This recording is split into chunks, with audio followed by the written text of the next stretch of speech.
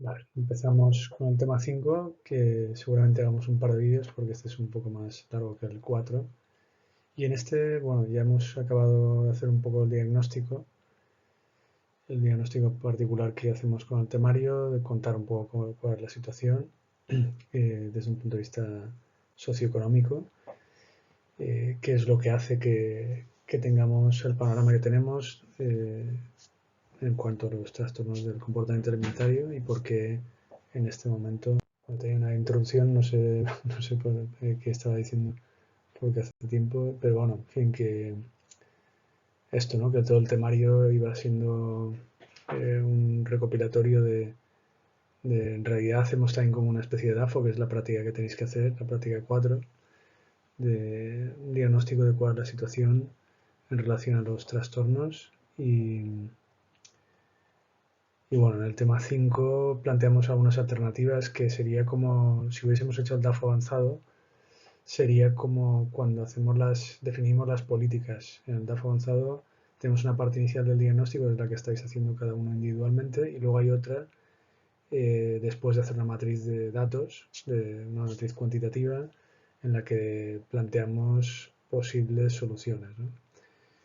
Entonces aquí no es que nosotros propongamos ninguna solución, sino que recogemos aquello que está, que está impactando positivamente o que, aunque sea de manera discreta, porque hay muchas de estas alternativas que tienen una incidencia todavía muy minoritaria o con poco alcance, ¿no? Pero bueno, son atisbos, pequeñas eh, amagos de luz en esta situación un poco oscura que es la persistencia de la pandemia de la obesidad y el punto más álgido que no acaba de bajar, esa curva que decimos que tuvo su cenit en el 2007-2008, pero que no acaba estamos como en una larga meseta y no acabamos de bajar esta, esta curva, ¿no? Y bueno, es una cosa como más silenciosa. Ahora tenemos eh, quizá todos los medios disponibles para combatir con el coronavirus porque, bueno, pues algo infeccioso que puede afectar a determinados segmentos y bueno, pues ahí toda la carne del asador puesta, ¿no? Pero de manera indirecta la obesidad al cabo del año genera más muertes que lo que está generando el coronavirus. Por tanto, es algo que a lo que se tendrían que poner en serio las autoridades de todo el mundo, de la misma manera que se han puesto ahora de acuerdo, ¿no? Y no solo por la obesidad, sino también porque implicaría un modelo de vida más saludable de manera general.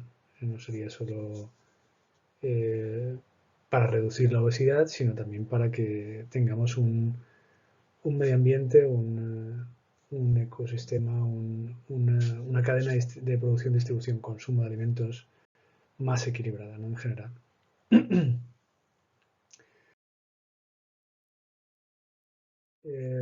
Aquí, bueno, en fin, tenemos un poco los logos de lo que vamos a acabar viendo, ¿no? De las diferentes iniciativas que, en algunos casos en España de manera más precisa, pero en otros desde fuera y trasladados a España o no, ¿no? Pero, en fin, son diferentes. Puede haber más, pero aquí yo os hago una recopilación de lo que entiendo más significativo, ¿no? Lo que puede estar teniendo un impacto más esperanzador, digamos, ¿no? Bien, antes que nada ya hemos comentado alguna cosa sobre en el tema 4 de la contradicción general de un patrón alimentario que, que da lugar a un número no creciente ya, pero sí un número elevadísimo de sobrepesados y obesos, y frente a un patrón estético que nos exige ser eh, delgados o muy delgados, ¿no? Perdón. Frente a esto y los intereses materiales que tenían las empresas transnacionales o las multinacionales, nosotros tenemos poco margen de maniobra como individuos. Es por eso decíamos, y en general todos lo habéis expresado bastante bien. Aprovecho para comunicar que los trabajos de manera general están bastante bien. Entonces nosotros, por la acción de estas empresas, tenemos muy poca capacidad. La acción de estas empresas y todos los recursos que tienen a su disposición para incrementar sus ventas, tenemos poco que hacer, y más considerando que el capital en general experimenta como tendencia, no tendencia de ahora, sino tendencia desde que nace el capital. El capital tiende a concentrarse primero oligopólicamente y como estadio final monopolísticamente. Y también el capital de los medios de comunicación, el agroalimentario, el de la moda, el de los medios de comunicación, cada vez está concentrado en menos manos. ¿Por qué? El capital no puede subsistir, no creo que lo dije ya en alguna ocasión, si no es comiéndose al rival, comiéndose a la competencia. No hay manera de crecer sin ocupando nuevos mercados, ¿no?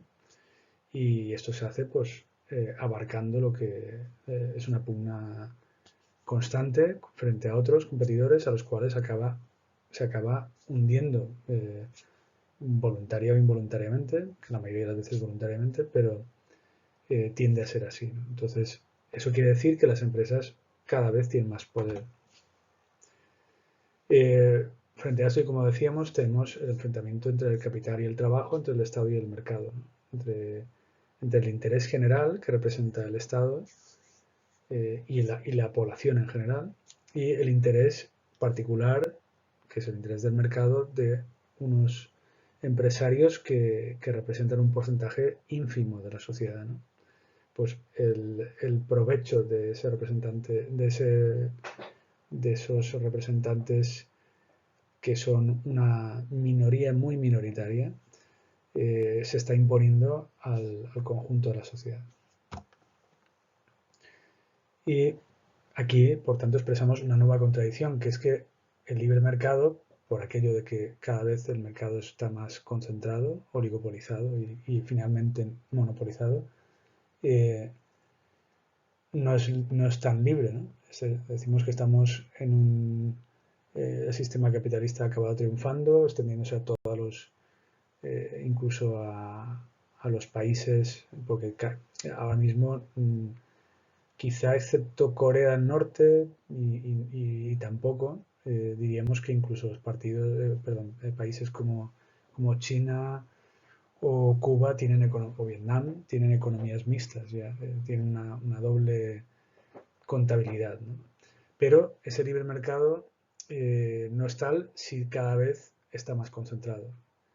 Y al final podemos hablar de una economía planificada. Se habla, por ejemplo, de la lex mercatoria. Este concepto quiere decir que las empresas transnacionales van generando un tejido global, país a país, bloque de países a bloque de países, por la Unión Europea, el Tratado de Libre Comercio Americano, tal. Van generando una malla legal que deja poco margen de maniobra. De hecho, hay veces que esa trama legal, impulsada desde las transnacionales en su beneficio, acaba imponiéndose en los propios tribunales de los países como España, porque prevalecen sobre regulaciones de tipo nacional. Y por tanto, pues, digamos que de ahí el concepto de lex mercatoria, porque los mercados acaban imponiendo su ley también, ¿no? Y bueno, pues planifican, no es una economía tan libre, sino que lo único es que no es el Estado quien impide esa libertad, sino que es la propia empresa eh, de alta concentración, la gran empresa multinacional que tiene tanto poder que acaba trazando lo que tenemos que hacer. Y aquí, bueno, ahí os cuento un ejemplo, el de los aranceles de Estados Unidos, que en el caso de... ahora mismo veníamos de una guerra comercial de las más cruentas de la historia entre China y Estados Unidos, precisamente porque Trump se había empeñado bueno, había detectado que China estaba imponiéndose en la producción industrial a escala mundial y quería recuperar, porque sabe que los puestos de trabajo industriales tienen más calidad o son puestos menos precarios que los de servicios, y quería recuperar el tejido industrial para Estados Unidos, con lo cual estaba intensificando esa es otra contradicción, que Trump va de liberal, ¿no? Porque todos los del bloque republicano lo son, pero después ha sido el más proteccionista de todos los presidentes de los últimos tiempos, ¿no? Intentando que ningún producto chino o de otros países entre con facilidad a Estados Unidos.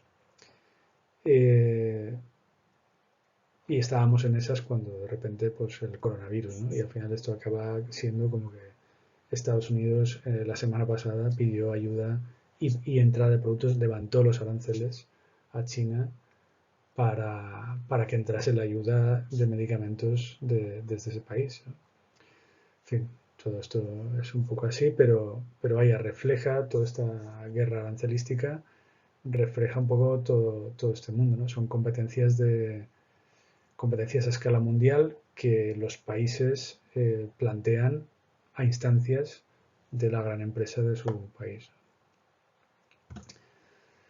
Vale, y entonces el ciudadano, pues muy poco tiene que hacer ante esto, porque libertad nos queda poca y tenemos muy complicado acabar eligiendo, porque el patrón global alimentario está muy publicitado, está muy presente delante de nosotros en los lineales de los supermercados, en los restaurantes de nuestras calles centrales, ¿no? Incluso periféricas, ¿no? Tenemos poca capacidad de ver otro tipo de prácticas alimentarias. Tenemos que ser como muy conscientes, tener una actitud que, bueno, eso también está llegando, ¿no? Se está llegando pues un gusto por otro, incluso ligado al fast food, esto que os comentaba el otro día de los gastroburgers, ¿no? Pues bueno, eso no lo vamos a poner aquí como alternativa, pero bien, implica que el consumidor busca otro tipo de cosas, ¿no? O sea que incluso desde ese punto de vista podemos leer que desde la base se demandan también otras cosas, o cuando se lanzan desde el propio capital o desde la pequeña empresa, si queremos, hay una respuesta positiva, ¿no? Pero bueno, eso son cosas de momento minoritarias frente a ese patrón global alimentario cada vez más concentrado, cada vez más poderoso, que impacta sobre nuestras vidas, ¿no? A final de los 90 hubo pequeños atisbos de resistencia, bueno, el momento de resistencia global, y después, en la década de los 10, al principio, pues las pequeñas revoluciones que hubo aquí en España, pues también hubo, estas entradas en la Plaza del Sol, el movimiento, el 11, el 11M, ¿no? No, perdón, el 11M es lo de los atentados, el 15M. El 15M fue una prueba de esto, las primeras árabes y tal. O sea, hay pequeñas que no son únicamente eh, respuestas al ambiente político, a la corrupción o a dictaduras, sino que también detrás de todos esos movimientos se plantean nuevos modos de vida, nuevos modos de comportamiento como ciudadanos que implican también nuevas realidades de consumo.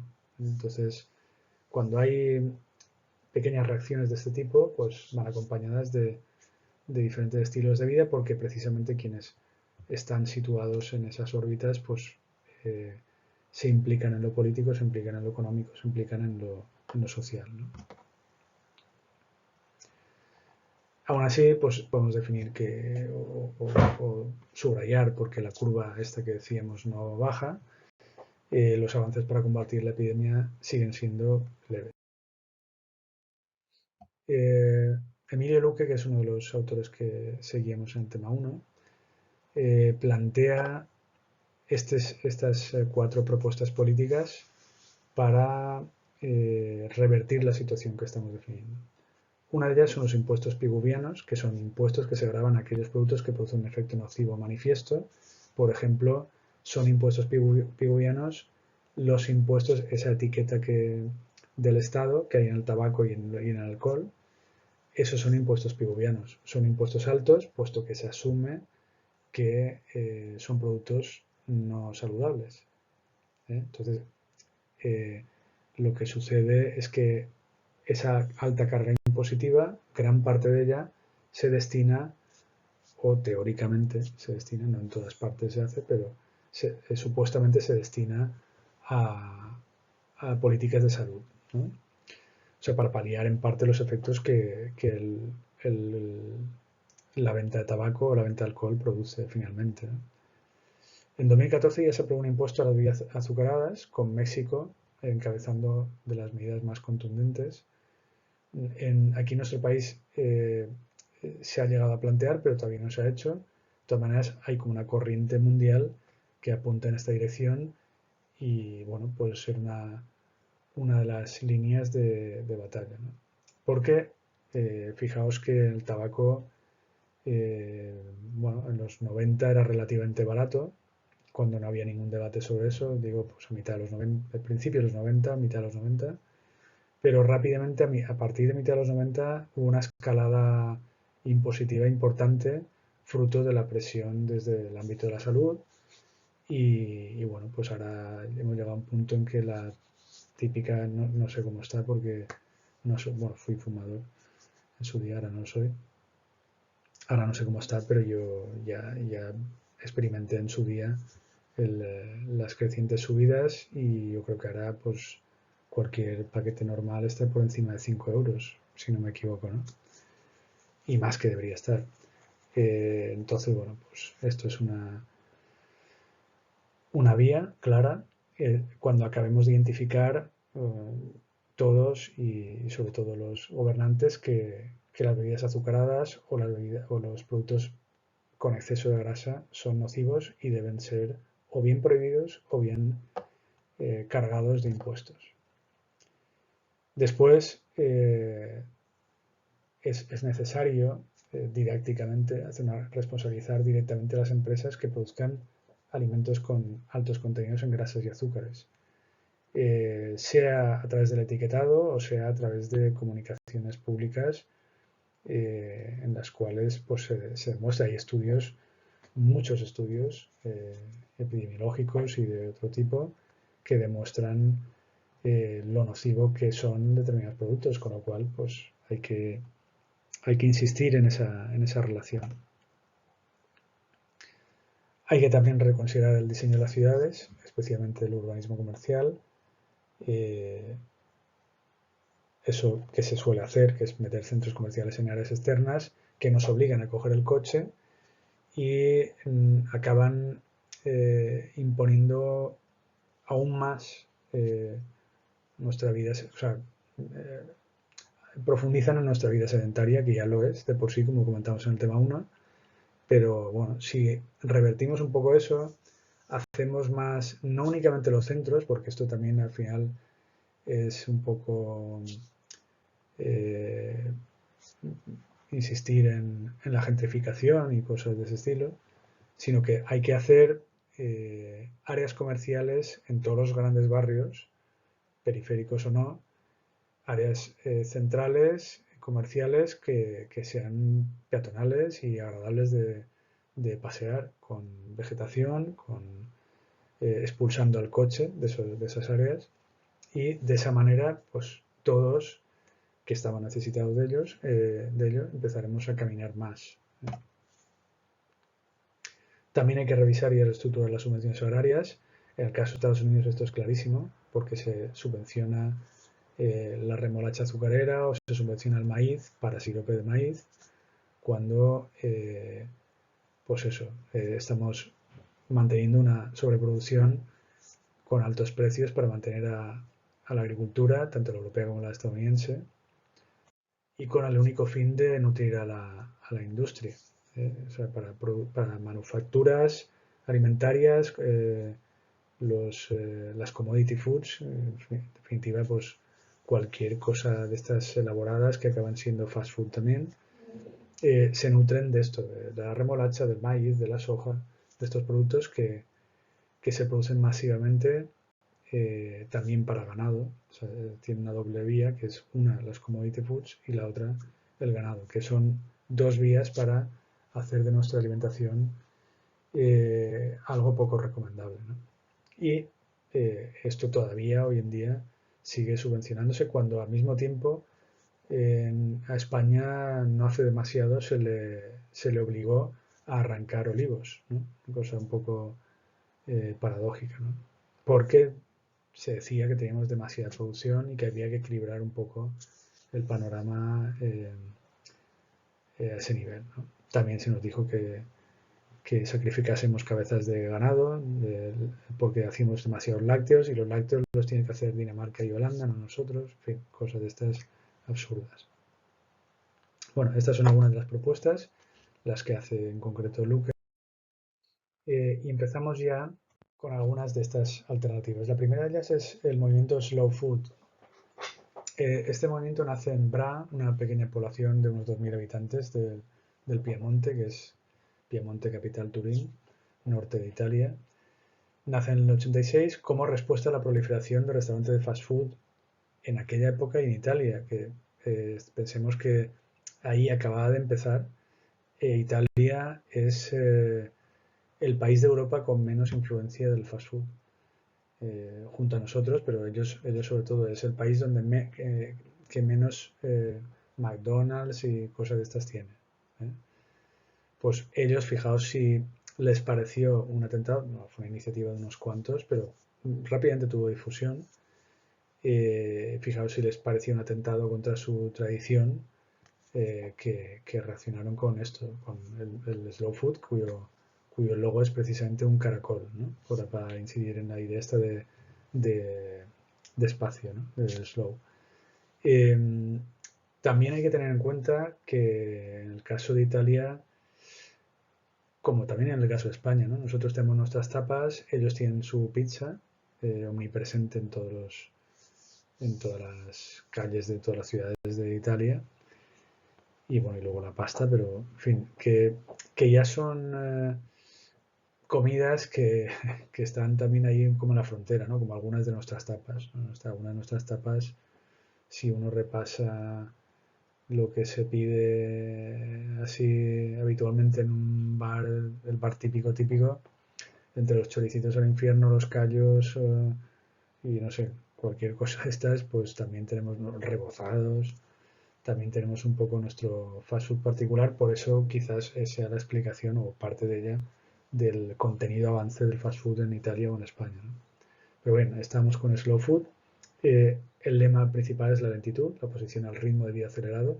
No únicamente este tipo de comida, sino en conjunto un tipo de vida concreto. Reivindican el placer por la comida, sentarse a la mesa, se apuesta por la mesa y la fraternidad, que también decimos ahí, de partir, comer tranquilamente, degustando los platos, comentando, o sea, incidir también en la comunicación, en que tenemos que hablar, tenemos que detenernos a combinar la comunicación con el placer, ¿no? Apreciar también la diversidad. Ellos, por ejemplo, ahora ya es una organización internacional, está presente en España también. Hay conveniums, ellos se llaman conviviums, perdón. Los conviviums son los modos en que se organizan, y hay conviviums en España en muchas ciudades, y parte de lo que hacen es apostar por las denominaciones de origen, por la elaboración artesana. Entonces buscan este tipo de alimentación y bueno, o bien la subvencionan o hacen degustaciones, en fin, hacen un poco actividades de todo tipo, pero para que esto no se venga abajo, ¿no? Las denominaciones de orígenes, la cosa artesana y tal.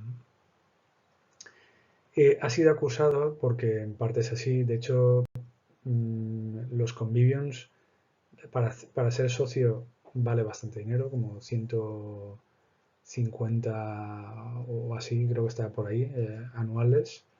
Y luego las reuniones pues son nuevamente para degustar productos de alta calidad que valen bastante dinero. Es una reunión un convivio de slow food y yo fui a uno hace, no sé, me invitaron hace 10, 12 años en Valencia y claro, pues te invitan, pero bueno, con 40 euros por delante y luego pues probando, pues sí, vinos estupendos, quesos estupendos y tal.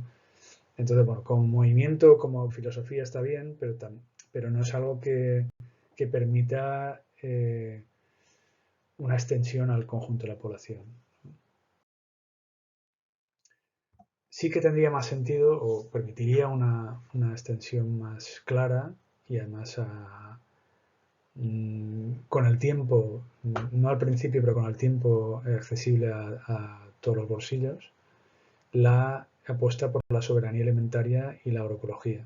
Debemos entender que parte de todo será conocido, habréis, habréis ido a supermercados y habréis visto productos ecológicos que siempre son un poco más caros, a veces mucho más caros. En parte es porque su producción actualmente es minoritaria. Entonces, ahí están demandados por un perfil de población, sobre todo de países europeos, de Alemania, Holanda, que compran gran parte de la producción agroecológica de España y la demanda es alta y cuando la demanda es alta los precios son altos.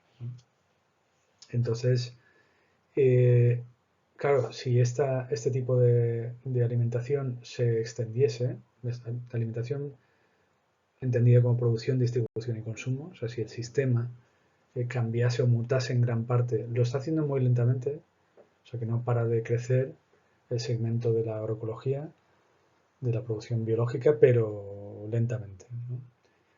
Cuando haya una proporción notable de la producción o del terreno agrario destinado a agroecología, los precios bajarán. Entonces ya será algo que pueda asumir gran parte de la población. Otra cuestión importante es que se eliminarían los insumos químicos, se descontaminarían los acuíferos, habría múltiples ventajas a escala medioambiental, ¿no? Se produciría solo lo necesario y no excedentes que hay que situar en el mercado porque serían circuitos cortos que se producen aquí para distribuir aquí, no en el quinto pimiento. Actualmente, como se está diciendo, no se está cumpliendo del todo este tipo de filosofía del circuito corto porque eh, los países pudientes del norte y centro de Europa están absorbiendo gran parte de nuestra producción y la italiana. Los italianos son los principales productores de agroecología y en su caso sí que ya empiezan a ser una proporción importante.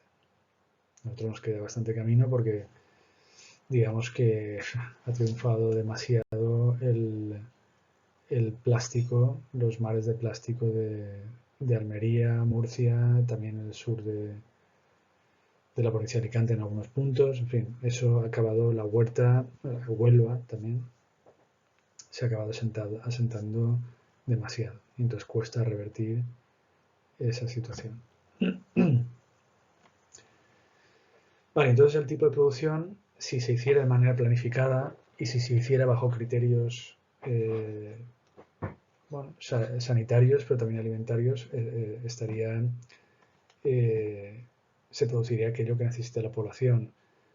Se reduciría el consumo de carne, porque sí que hay una producción agroecológica de carne, pero se reduce el consumo de carne roja, o sea, hay muy poca producción agroecológica de carne roja, es más bien carne blanca, y no hay mucha. Y de hecho la demanda es baja porque el consumidor de este tipo de productos ya consume poca carne.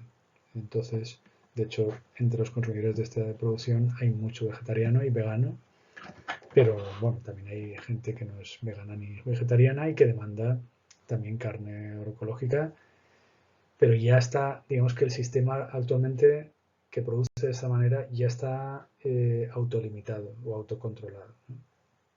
Habría que ver si fuera esto masivo, si se mantendría el mismo control. Yo creo que más o menos sí. Bueno, se reduciría la producción cárnica y se respetaría los sistemas. Otra, Otra alternativa que planteamos es la que define la estrategia NAOS, Nutrición, Actividad Física y Prevención de la Obesidad, que planteó la Agencia Española de Seguridad Alimentaria del Ministerio de Sanidad en el momento en que era ministra de Sanidad Elena Salgado, que hemos citado varias veces aquí.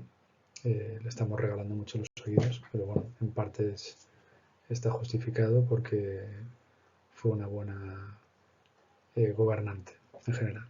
Y vamos, yo no soy sospechoso de ser de su partido. Su alcance es limitado, o sea, tampoco es que hayan tenido éxitos enormes, pero bueno, lo que tiene de la virtud de la estrategia es que recoge agentes de todo tipo, privados, públicos y de diferentes ámbitos, y que es bastante completa. Incluye alimentación, la actividad física, incluye hábitos de todo tipo, en fin, estaba bien planteada al menos, ¿no? Se trata finalmente de que hay un equilibrio entre calorías consumidas y gastadas, y eso pasa por incrementar de manera global la actividad física de los españoles y reducir el aporte calórico y reorganizar el aporte calórico para que sea más equilibrado, ¿no? Esto era un poco a nivel básico el objetivo. Y bueno, pusieron al principio el foco especialmente en los comedores escolares, que era un sitio vital, aunque aquí tampoco teníamos la situación que tienen en Estados Unidos. En Estados Unidos actualmente todavía muchos de los comedores escolares sirven fast food, o prácticamente solo fast food, o en algunos casos de manera combinada, ¿no? O sea que hay una presencia importante. Es bastante habitual poder comerse, y además como los niños allí no tienen los padres, bueno, pues tienen una ensalada también al lado, pero suelen escoger una hamburguesa, unas patatas fritas o una salchicha o lo que sea, ¿no? Esto es bastante común todavía, y a pesar de que se ha llamado la atención sobre ello, a pesar de que, como veremos, en el mandato de Obama se intentó revertir la situación, pero claro, llega otro gobernante que es lo totalmente opuesto a lo que planteaba Obama, entonces pues volvemos a las andadas, ¿no? Pero vaya, nosotros no estábamos en la misma situación, pero ya había algunas, sobre todo en colegios concertados, había algunas situaciones poco recomendables, ¿no? Había algunas pautas que iban poco en la línea de la estrategia, ¿no? Entonces se firma también, o sea, es otra de las cosas que se hizo, es firmar a instancias de Elena Salgado, firmar un convenio con las empresas de comida rápida, en el cual no se incentivaban las raciones grandes, o sea, no se podía hacer los extra no sé qué o los super no sé cuántos, ¿no? O sea, todas esas cosas. Por ejemplo, aquí en España, en Burger King, llegó a servir los vasos de litro y medio. Ya me ves tú quién necesita litro y medio de Coca-Cola o de Fanta, ¿no? Eh, la inflación de azúcar que implica, el, luego si es Coca-Cola directamente, pues imaginaos la carga de cafeína, pero bueno, aunque esté la mitad llena de cubitos. Pero bueno, esto se intentó controlar, también las raciones grandes y todo esto. Pero a final de 2006,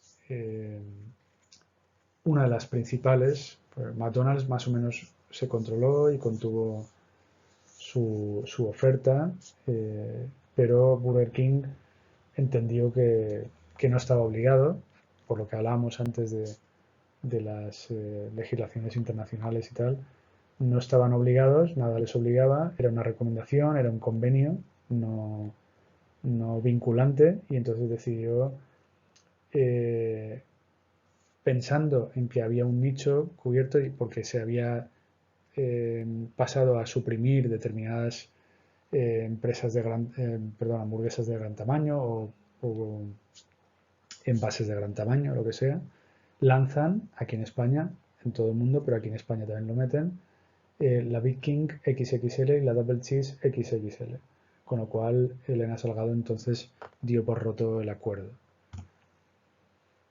Eso implicaba hamburguesas de solo la hamburguesa, 971 kilocalorías, con el menú de cola y patatas de esa Big King XXL implicaba 1.648 kilocalorías, con 25 gramos de grasas saturadas, 4 veces más de lo necesario, como sabéis, ¿no? Por tanto, bueno, pues, es como una declaración de guerra. Es decir, firmamos la paz, pero a los 2 o 3 meses te declaro la guerra con todas las de la ley, ¿no? Porque planteo lo más opuesto a lo que nosotros estamos intentando implantar o a lo que el Estado, a través de su Ministerio de Sanidad, intenta implantar. Se pidió la retirada de esa campaña o de esos nuevos productos, pero al cabo del tiempo, ya a principios de 2007, la respuesta de Burger King fue crear el triple Whopper con 1.400 kilocalorías que implicaban con menú el 2.662, superando con una sola ingesta en un 50%, o bueno, un 50%, en un 20 y tantos por ciento, lo que necesitamos en todo el día. Y creó además un blog que ya creo que ya lo comentamos, que era un blog para hombres de verdad, porque entendía que el público que comía esto era un público masculino e intentaba transmitir que, bueno, en la línea de lo que hizo Aznar en su día, que dijo que cuando se limitó, se bajó el, la tasa de alcohol en sangre que se debía tener para multarte.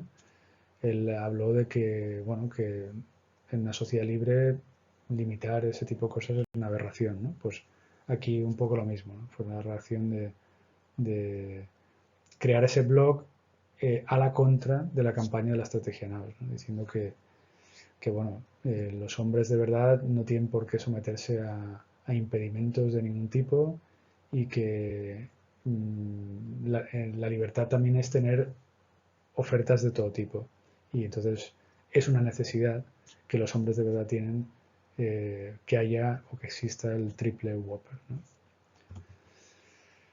Bueno, entonces ahí hubo una ruptura de relaciones, no hubo miramientos pensando, no, es una empresa potente internacional, tal, o sea, se rompió completamente el acuerdo y se siguió adelante con el convenio con las otras empresas que más o menos sí que cumplieron.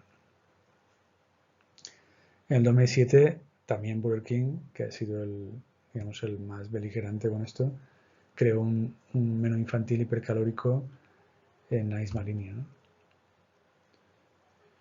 Y esos menús también siguen teniendo mucho éxito, e incluso en las hamburguesas, lo que contamos de los gastroburgers, esto de carne con buey Angus y no sé qué y tal, también aquí suelen tener algún menú de estos muy potentes, ¿no? O sea, es como una especie de tendencia, que haya cosas equilibradas en general, pero siempre con alguien que, si alguien quiere enfrentarse a lo más bestia de todo, que tenga esa opción, ¿no? Tener un menú hipercalórico con un troncho de carne enorme y tal, ¿no? Y en esa línea pues podemos situar igual que estaba lo del collar bone o estas cosas de las Ana y Mía, como las challenge, los miles de challenges que funcionan por ahí por las redes sociales. Hubo un The Big Mac Meal Challenge, que es comerse, creo que, no sé si 8 menús, todos de golpe. Eh, y bueno, challenge de ese tipo con la comida hay un montón, los podéis rastrear. Aquí tenéis, no permite abrir, pero bueno, vosotros sí que lo podéis hacer desde los PowerPoints. Entrar, ahí tenéis un ejemplo, ¿no? de un tío que se casca todos esos menús de una tacada y bueno, pues sus sensaciones de asqueo total después de tomárselo, lo consigue, en este caso concreto hay otros que no lo consiguen, pero se graban igualmente, y en fin, así está un poco la cosa. seguiremos con un segundo vídeo para no hacerlos muy largos. Acabamos aquí y plantearemos las últimas alternativas o las siguientes alternativas en el siguiente vídeo.